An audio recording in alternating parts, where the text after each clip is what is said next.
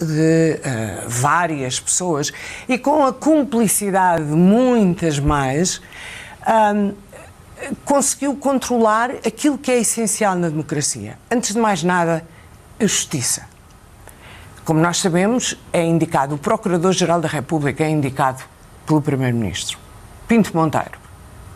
E depois é nomeado pelo Presidente da República, mas é indicado pelo Primeiro-Ministro. Indicou Pinto Monteiro, que tudo fez para abafar tudo o que fosse casos complicados de José Sócrates. Ele e Cândida de Almeida, que estava noticiado, com a ajuda de quem estava a investigar em Setúbal, no caso Freeport, a inspetora Alice. Estava o esquema todo montado na Justiça. Nós apresentávamos as coisas que estavam no processo e vinha o Procurador e logo a seguir a Procuradora Cândida Almeida dizer nada. Ele não foi arguido, ele não foi ouvido como testemunha e depois querem... Ainda assim, houve provas reveladas pelas reportagens da TVI que chegaram a ser consideradas. Sim, mas querem a coisa mais evidente do que chegar ao fim e haver 27 perguntas por 2 procuradores, em que foram completamente maniatados pelos seus superiores. Portanto, mas houve o controle da Justiça.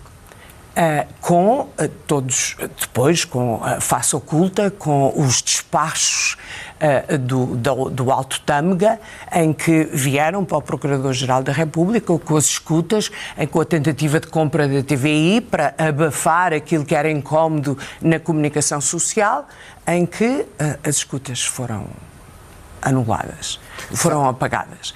A Justiça, o sistema financeiro, com o amigo Vara, no BCP, na Caixa Geral de Depósitos, o sistema, o meio empresarial, como nós sabemos, não é? A PT, a Ricardo Salgado. E também a comunicação social. E a comunicação social. Que acabou social. por, enfim, de alguma forma, coagir a TVI. O que não estava controlado era abafado. abafado. Eu não estava sozinha. Houve vários meios de comunicação social que tentaram fazer alguma coisa. Eu tinha uma equipa muito boa a trabalhar comigo, mas nós éramos os mais visíveis, porque era uma televisão, porque se multiplica por muito mais gente e porque o caso foi, porque eu fui anulada, eu fui reformada há 9 anos. Isto é que é grave, muito mais do que a corrupção. A corrupção houve, haverá, há lá fora, e tem que haver meios que combatam a corrupção. Agora, o que é assustador é este controle de tudo e ninguém discutir isto. É também assustador que ninguém...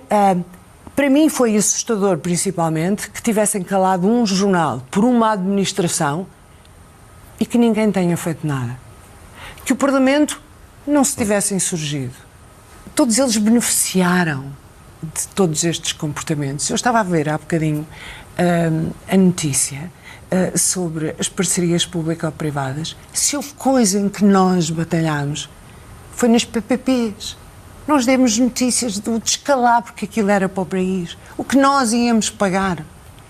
Há pouco falou da, enfim, interferência da Justiça em muitas das coisas que iam para o ar na TVI.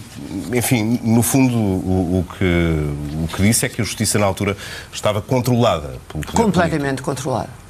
Eu gostaria que o Ministério Público fizesse uma investigação, abrisse um inquérito ao comportamento do Procurador-Geral, Pinto Monteiro. Porque acho que o comportamento de pessoas que devem estar zelosas da legalidade e um Procurador-Geral, os procuradores são aqueles que devem ser os garantes da legalidade. Esses, acima de tudo, devem ser aqueles que devem ser mais escrutinados. Mas as coisas mudaram, entretanto. Sim. Tenho medo de que estejam a querer, falando bem depressa, a querer pôr uns patins a Joana Marques Vidal. Tenho muito medo, porque ela tem provado ao longo deste tempo, de que as coisas são completamente diferentes com ela. A redação da TVI era uma redação, hoje não a conheço, não sei, mas era uma redação muito, muito complicada. Eu tinha que fazer o jornal com a pequena redação que fiz, com elementos daquela redação, jornalistas muito bons, mas que eu tinha que esconder tudo. Porque eu tinha a noção de que havia elementos do gabinete do Primeiro-Ministro que telefonavam para lá. E telefonavam no dia para saber o que é que o jornal tinha. E eu não podia confiar nas pessoas. Porque sabia que havia pessoas que se deixavam fascinar. É o tal fascínio pelos políticos que o Primeiro-Ministro ligava e as pessoas ficam encantadas. Foi aquela coisa. Ou seja, estamos a falar aqui de intimidação, é isso? Não, é fascínio mesmo. Sedução, então? É. Eu nunca consegui perceber como é que os jornalistas ficavam sempre à ambição era irem para gabinetes ministeriais, quando isso nunca foi uma carreira. Tinha que esconder as coisas. E havia, depois passou a haver, porque o jornal era líder, e como havia ali um grupo estanque, passou a haver alguma resistência em relação ao nosso jornal. Porque nós guardávamos as coisas, fazíamos a investigação própria e tínhamos mesmo que guardar, porque não podíamos confiar. Era quase como fazer um jornal secreto dentro da própria estação. Era. É que o que é engraçado é que, entretanto, é que é toda a classe política. Quando eu digo que a banalidade deste comportamento, há uma banalidade deste comportamento, estende-se, não é só ao PS. Não é só ao PS, é a todos os partidos políticos, porque não houve um que levantasse a voz. Não houve um. Porque depois há um que se lembra.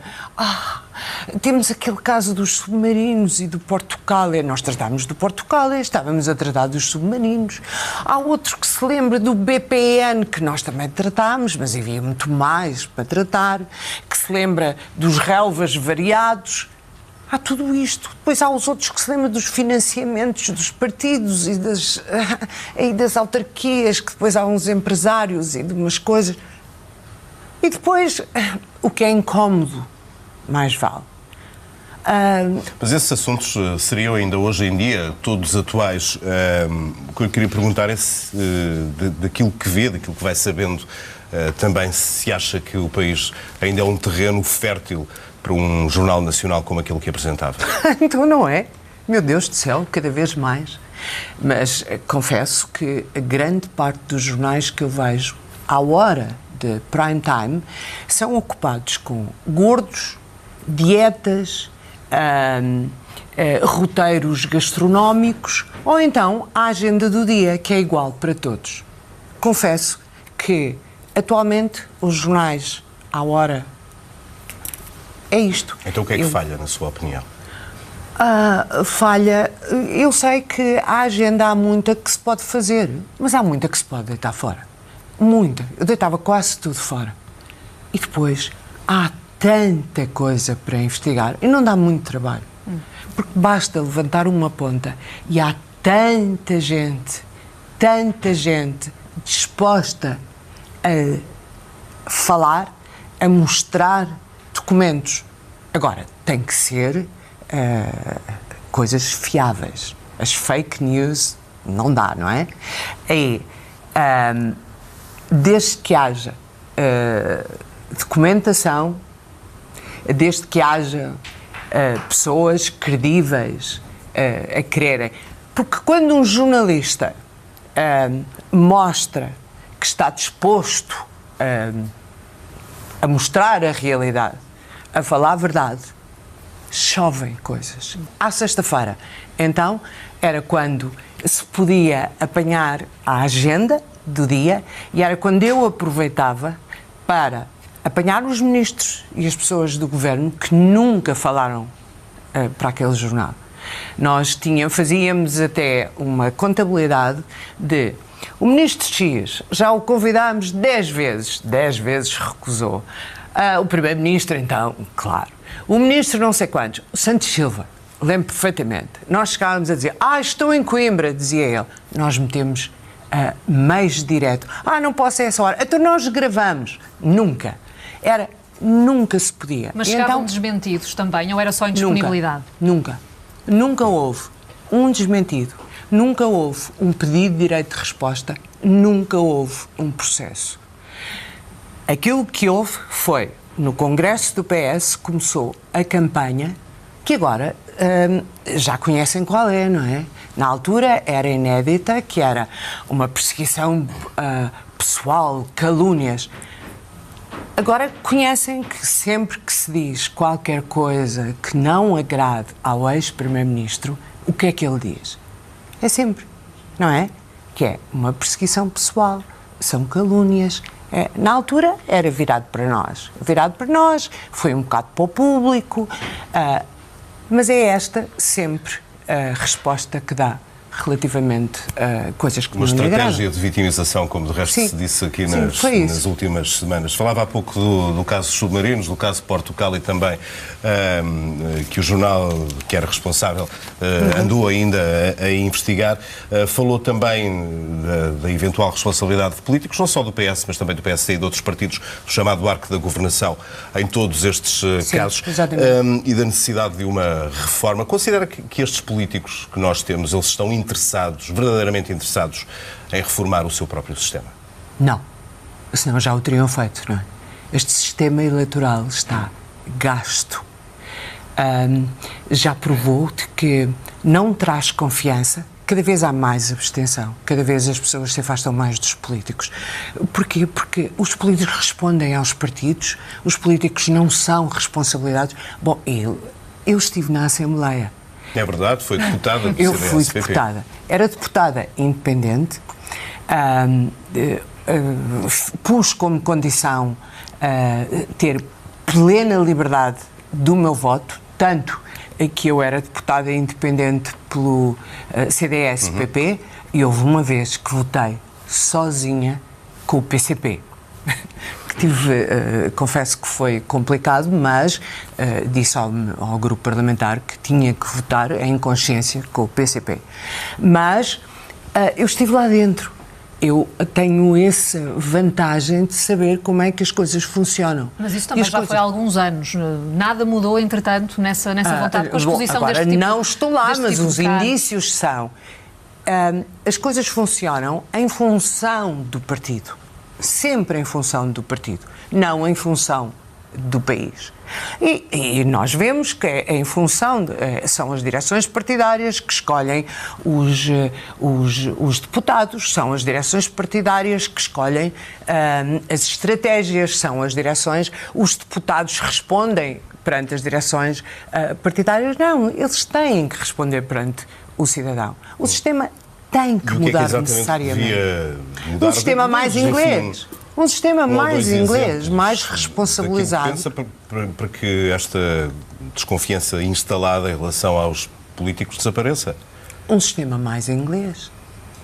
Só que os partidos não querem porque perdem votos com isso, não é? E deixam de ter poder sobre os deputados.